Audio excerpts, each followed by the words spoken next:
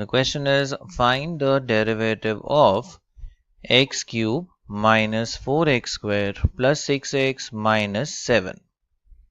So let us denote this function by y. So let y be equal to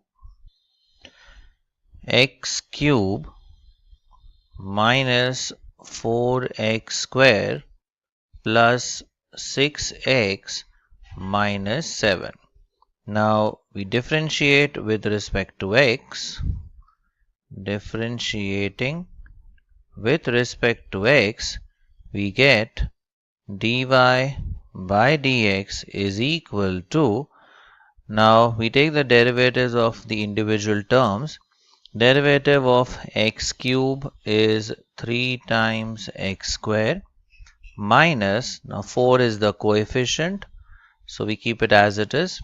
Now derivative of x square is 2x plus 6 is the coefficient, so it remains as it is.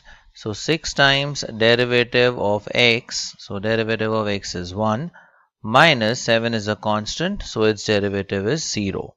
So finally we have dy by dx as 3x square minus 8x plus 6.